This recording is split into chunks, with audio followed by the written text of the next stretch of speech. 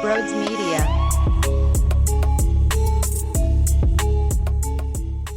What is going on, everybody? Welcome on in to Sports Talk with Broads. It's Thursday morning. Before you know it, it'll be Sunday, but we have a little bit more to grind.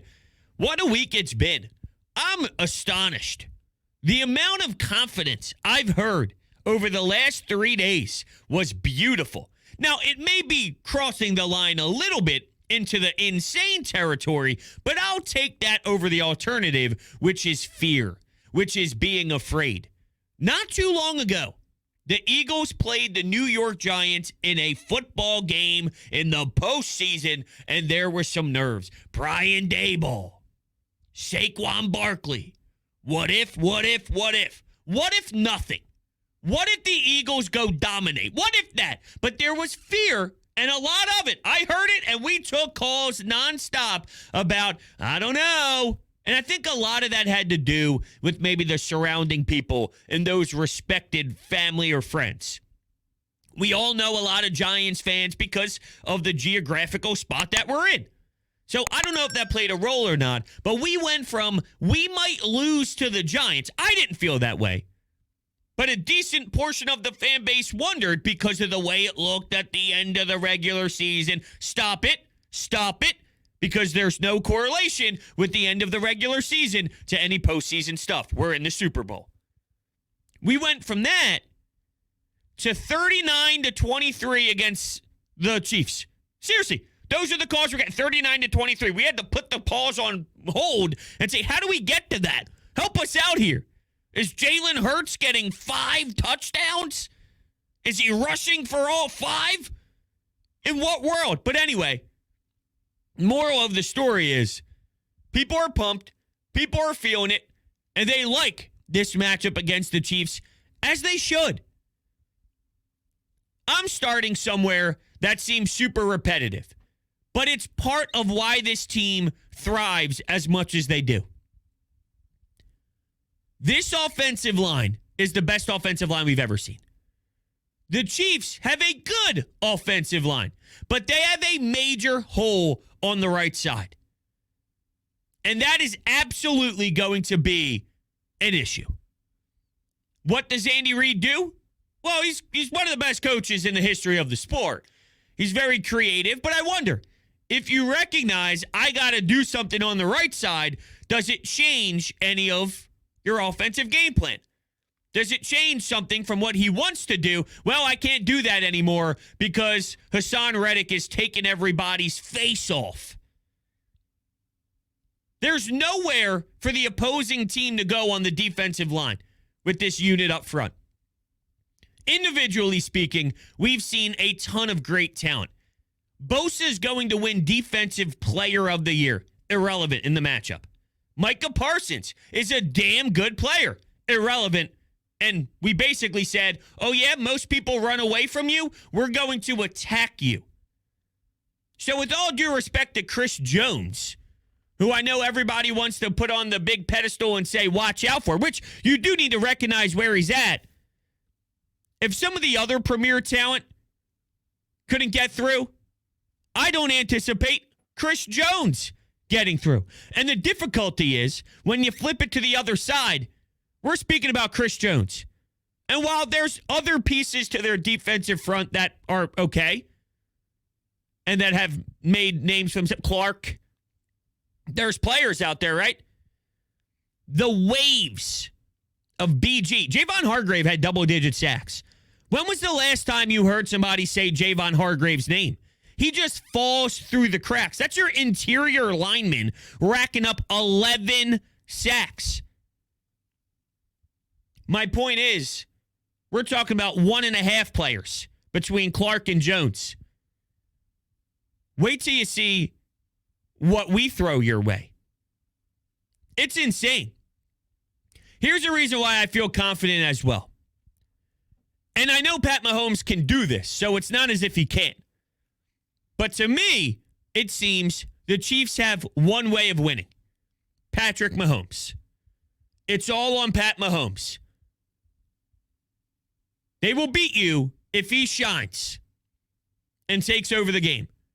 But I don't see a way that the Chiefs' defense is wrecking the game. I don't see any other way. With the Eagles, there's so many layers to it. The offensive line, the run game, the defensive line, the secondary.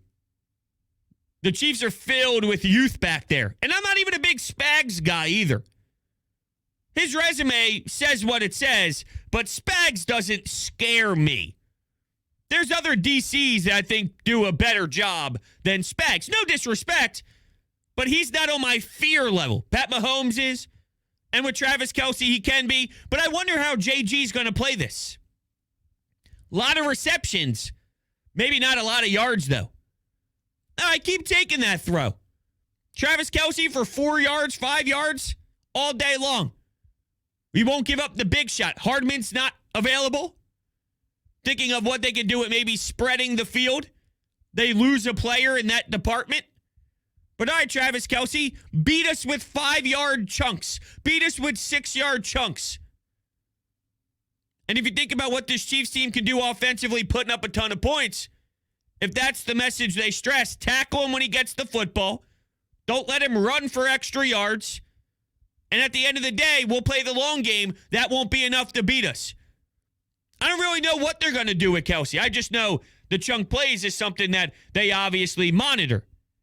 And it's a big part of their brand. And you know he's going to get his touches. Him and Mahomes have that backyard football twin telepathy. Is that even the word? I don't know. But they always know where each other are at the same exact time. Even when it's off script. Go run around, beat your defender, and I'll find whichever way you're running. It'll be unorthodox. It'll be thrown over the middle of the field. I'll be getting pressured one way. I see you the other way. I'm going to release it and let it fly. He does it in ways that just don't make sense. And it could be backbreaking because you could do everything right on the defensive end. Pat Mahomes becomes Pat Mahomes. But that's the only way I can see them winning, is if that's the case. And keep in mind, Pat Mahomes is hobbled. Pat Mahomes is on one leg. There's so many more paths to victory with the Eagles. Creating turnovers. Getting an interception. The secondary playing good coverage. The defensive line getting sacks. Putting pressure on the quarterback. The offensive line, it might not be, and I think it will be significantly better on the box score. But last week, the Eagles dominated on the ground, but in a non-sexy way. It was a grind. It was a battle. It was hard-nosed. It's something that you recognize when you watch it, not so much go back and look what happened on a box score sheet. But maybe they lean on that, and they lean on Miles Sanders, and they lean on Kenny Gainwell and Jalen to free some of these defensive players. And there's definitely more of an opportunity to really rack things up offensively, because this is not the San Francisco 49ers defense. So you can take shots with A.J. Brown, and you got to hit them this time. They had their shots to take last game. They just didn't hit it. But I anticipate Jalen Hurts making those throws this week, because he knows he can't miss it. Okay? You can't miss it. You have to hit A.J. I also don't expect A.J. to have 3 straight games of 30 or less yards passing. But this is the beauty of what this team is. While they have strengths everywhere. And you do what the game dictates. You don't have to force feed a certain part of your game. Let's say you had no run game and you were strictly a passing team. Well, the other team knows that. So you play A.J. Brown, Devontae Smith, Dallas Goedert a certain type of way, Quez Watkins, and you try and force your offense in the passing game because that's all you have. You have to do what got you here. And that was your bread and butter. Hypothetically speaking, that is, if you were a one-dimensional football team. This squad's a 9-dimensional football team. The only way the Chiefs win is by scoring a ton of points and making it a shootout. I think that leans towards the advantage Philadelphia, because there's more ways to do it. This is where things get interesting, though. Throughout the week, we were kind of breaking down each matchup. Andy Reid versus Nick Sirianni. I said if Andy Reid was on his best and Nick Sirianni was on his best, which could be a thing, both coaches can do extremely well. But if both were at the top of their game, I go Andy Reid. No disrespect to Nick Sirianni, but Andy Reid's one of the most impressive coaches we've ever seen. It comes with some issues, clock management, trying to get too cute with some plays maybe. But at the end of the day, his mind with football is not on this planet when he's locked in. Okay. Quarterback, Pat Mahomes or Jalen Hurts. Now, if we strictly speak about the careers, it's Pat Mahomes. If we talk about the current situation right now, Jalen Hurts has the opportunity, in my eyes, to be the better quarterback on Sunday. Here's why. And I've sort of laid them out already, but if we put it fully together with this topic, you can see the full package. Who has the better chance to succeed on Sunday? If you look at just what Pat Mahomes has done in his entire career, it's easy to go Pat Mahomes.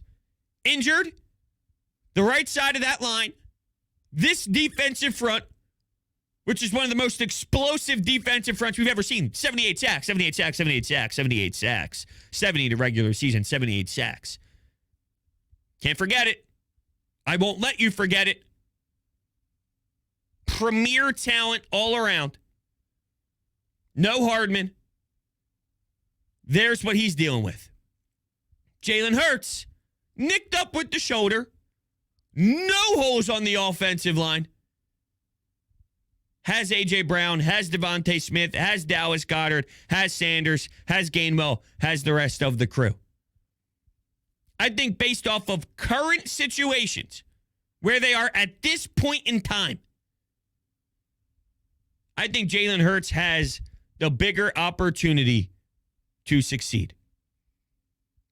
Based off of the surroundings. And that's no knock on him.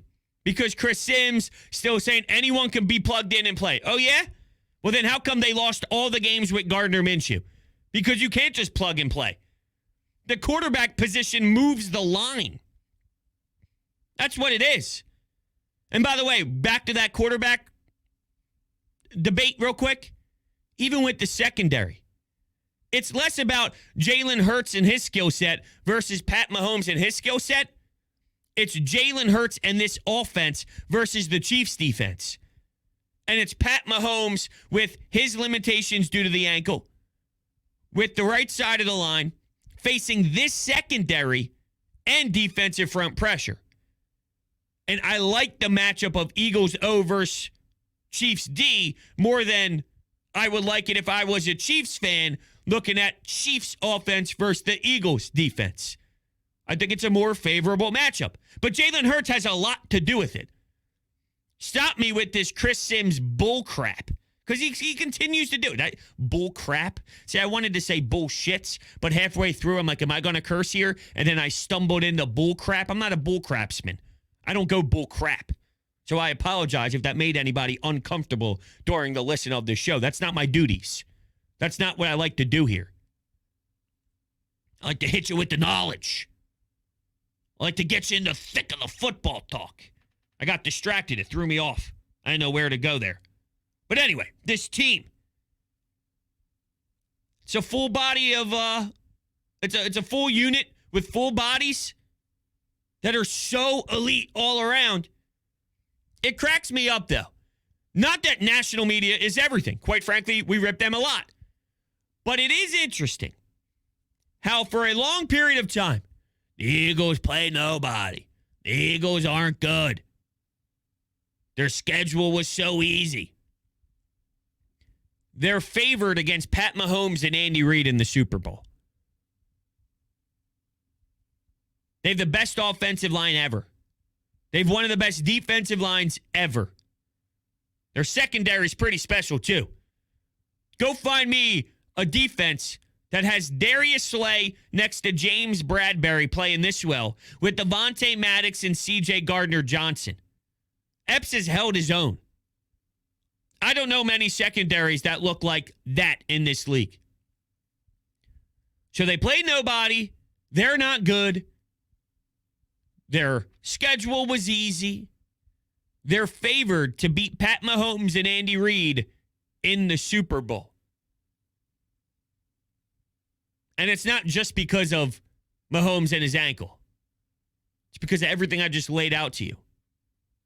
The moral of the story here is it's all nonsense about their journey to get here. They have 16 wins so far this season. If you weren't good, there's no soft schedule that allows an average team or just a tiny bit above average to have 16 wins to this point. The quarterback is 16-1. Let me say this again. There's no team that is above average, mediocre, or anything in that range that goes to a soft schedule and ends up here. This team is dominant in the trenches. I like the Eagles' defense, right? But there is a cliche that I think gets overused in football. Defense wins championships. Now, I like this defense, but they wouldn't be as fantastic in my eyes if the offense wasn't just as good on the other side.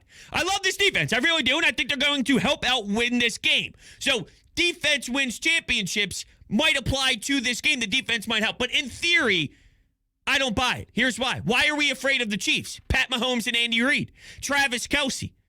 In today's era of football, you need a high-flying offense. Without a high-flying offense, you can't compete. You can't do much with the. You can win in this league with an awesome offense and a poor defense because you can win in shootouts. It can happen.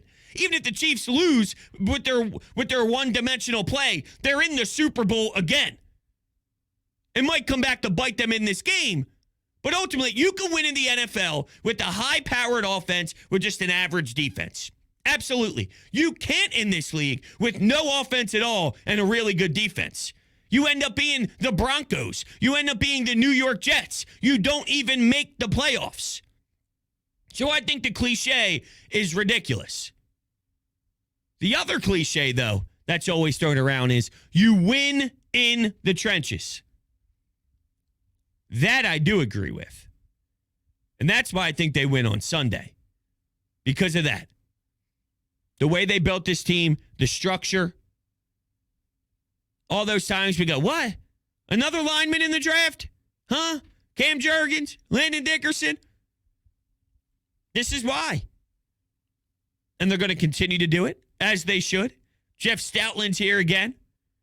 He gets his extension. The boys here in Philadelphia are stoked, as they should be. And yeah, it's like, it's amazing to sit here on a Thursday morning, record this show, right? Just a few days away from the Super Bowl. And I'm excited, and I'm anxious, and I'm feeling a lot of different emotions. But I thought it would be at 1,000. Maybe I'll use 100 so we can visualize it better. Couple days away from the bowl. I'm at maybe a 50. And I say that in respect to the Birds. They're good. They're the better team. I feel confident in them. Not overconfident. I hate that. You're not respecting the Chiefs. I am respecting the Chiefs. I'm also respecting the Eagles. It's amazing that we're this close to the big game, and I'm this comfortable. And I'm comfortable because of how good I know they are. But it's out of the norm for us. Underdog. Phillies, underdog. 2017, underdog. Sixers 01, underdog. Flyers, 2010. Just a weird run in general. But it was a miracle journey. It wasn't based off of dominant structure. Year after year, going on deep playoff runs. It was a blip. I love where this team's at. Hearing everyone speak during the media days and all. Some guys like CJ Gardner-Johnson are taking it all in, and he's bringing around his camera, interviewing some of the beat reporters. I saw him messing around with Dave Zangaro and kind of flipping the script. Let me interview you now. You hear guys like Reddick, who's super hungry. You're hearing all sorts of stuff, but It seems like another week for them, which was a question for me. Not that I didn't expect them to answer the bell. I did. They're professionals. It's overwhelming, though. It's a lot. How would they do it? Well, it seems like, oh, yeah. They're ready to kick that ball off and make a statement. It seems like they know they're not going to lose. They're going to control what they can control. They're going to go out there and perform. And they expect to win.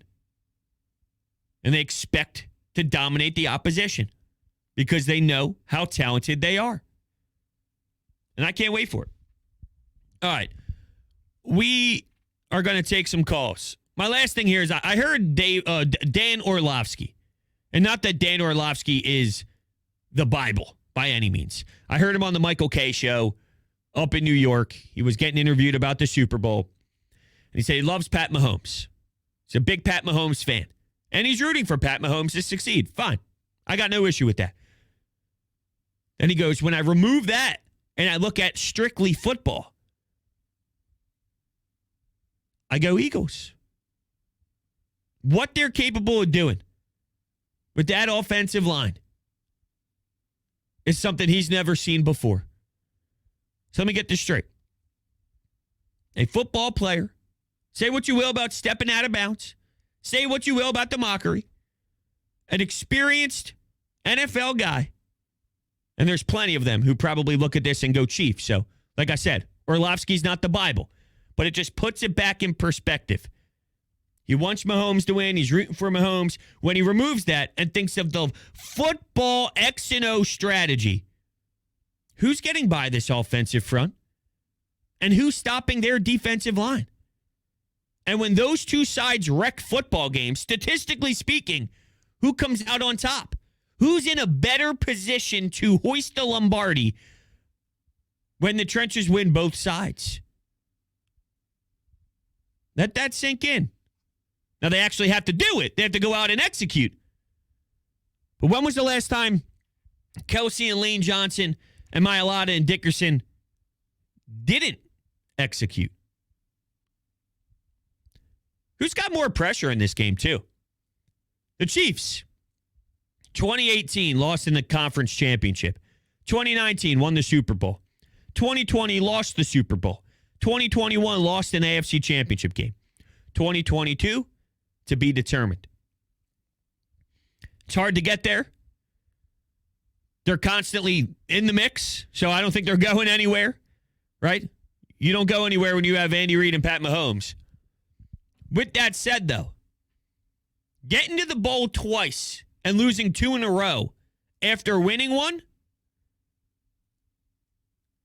it's just hard. Is this a moment where they have to get it to kind of keep this thing afloat? Because if they lose, it's, well, they keep flirting around conference championships. They keep flirting around, and maybe we're skewed, and the bar is weirdly off base because Tom Brady won so many. Aaron Rodgers only has one. Drew Brees only has one. Peyton Manning, that last one, let's be honest. I know I said defense don't win championships. That was the outlier experience. That was the woo. Peyton Manning was on the joyride and everyone else took him for it. But ultimately, saying one Super Bowl and then losing in multiple Super Bowls, are we just in a la-la land because Tom Brady went on a ridiculous tear that nobody will ever duplicate, but now we look at other teams getting to the bowl and we move our talking points because of how outrageous he was winning 7 out of 10. I just wonder, what does that do for the narrative and the storylines? I don't think it changes much for the Eagles. Your head coach is in his second year. Your quarterback is super young. I think the narrative more becomes Howie Roseman has shown that he's an exceptional general manager. They're looking ahead in the right direction with A.J. Brown and with Devontae Smith and with some young talent. They have to fill some holes, but you trust the GM to do it. They got some nice draft picks and some good compensation. They got 2 picks in the first round. They're not going anywhere in the NFC East. They're always competing. I think the intensity shifts way more up top with the Chiefs combo than it would with anything Philadelphia related. But I guess that's kind of irrelevant because I don't see the Eagles losing. So the Eagles storyline, what would it be if they fell? Doesn't mean anything because it's not going to happen. All right, here we go. Calls. Yo, what's up, bros? I feel like the only way the Eagles lose this game is if they beat themselves. Because if you look at the ways that they've lost this year, it's never been because the opposition has been a better team. It's because of stupid penalties or bad turnovers or just sloppy football. And I feel like the Eagles have the better roster. I feel like the difference at quarterback and head coach isn't as dramatic as everybody is making it out to be. I think Jalen Hurts is a close to top 5 quarterback in the NFL. I think Nick Sirianni is a top 10 head coach in the NFL. So I don't think that that's going to play too much into what happens in this game. The only way I think the Chiefs can win this game is if Patrick Mahomes finds a way to just bail them out. And that's not a recipe for success. So, listen, I'm confident. I think that they're going to get a win. You have to make Patrick Mahomes feel it, make him move outside the pocket. So, I trust the coaching staff, and I trust these players to go out there and get a win. All right, well, there's a few things. I think you do downplay Andy Reid and Pat Mahomes versus Sirianni and Hurts. I think this season, no matter what happens down the road, they're definitely in a similar tier. But, the difference can be, let's say Sirianni gets an 8 and Jalen Hurts gives you an 8 and Andy Reid and Pat Mahomes each give you a 9. Well, that is a significant difference when the margin is super small in this type of matchup. So, I don't want to downplay that. But, yeah, there's legitimacy for this season to say Nick Sirianni is up in the standard of Andy Reid. When he had his starting quarterback, he only lost 1 football game. The head coach is up at the top of the list this season. And same with Jalen Hurts. Here's where I'm going to push back, though. You say it's not a recipe for success for Pat Mahomes to bail them out. I would agree with you if we were speaking about 99.999% of quarterbacks in this league. He's the one where that doesn't play. They can win with just Pat Mahomes bailing them out. I'm not saying the percentage is 100%, but they still can. If there is a team to do it, there is a recipe for success for it to happen with this team. Because realistically, that's what they do every year. That's what happens all the time. We're in awe because it seems as if the play is shut down. Yet Pat Mahomes with a sidearm throw, with a shovel pass, with this, with that, with this, with that. Happens every week.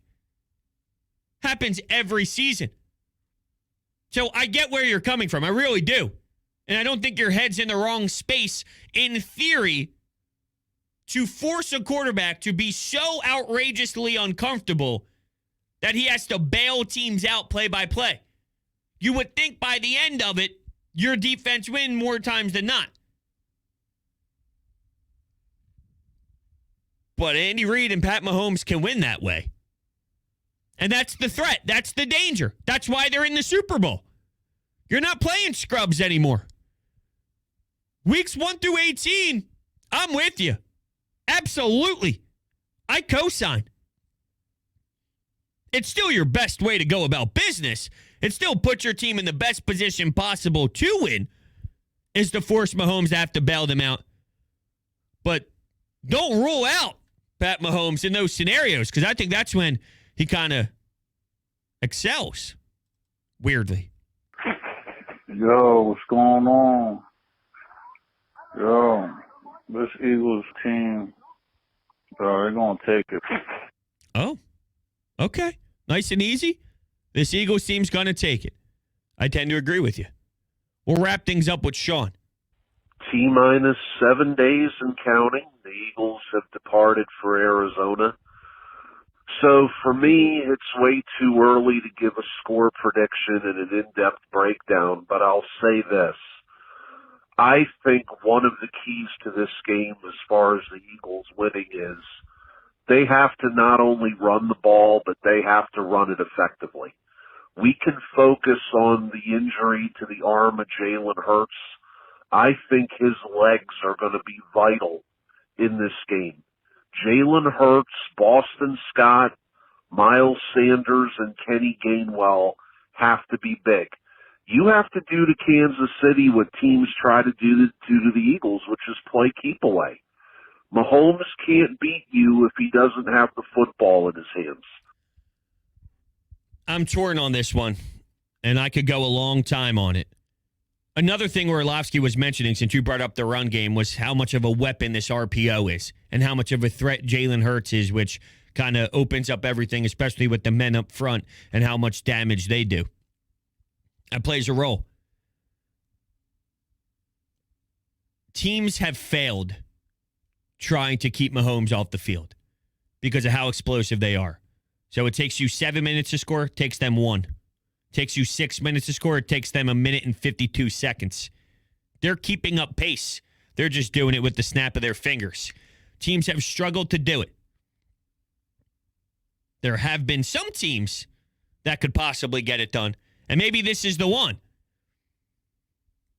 Getting into a shootout kind of scares me too because of how quickly they can do it. I've just seen that not work so many times.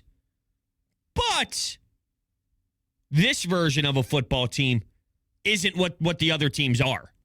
So let's say the Browns tried to do it. Let's say the Jets tried to do it. Let's say it's a bunch of these other teams that tried to do it. Even some above average teams tried to do it. I praise the trenches all show long. Could that be the difference in it succeeding? Absolutely. Absolutely. I'm saying track record shows it's great in theory. That's the struggle here. Because now that's 2 times we've brought up against the Chiefs something being good in theory. Until the Chiefs show why they're the Chiefs. Until the Chiefs show why they keep getting to conference championship games and Super Bowls. They're ridiculous. So we'll see. I'm not against it if they try it. And I know it's a strength of theirs. And you want to lean on your strengths. So I'm cool with it. It's just not as simple as maybe it's described. So anyway, with that, we'll wrap things up. Thank you guys so much for hanging out with me. I'll catch you all on the next show.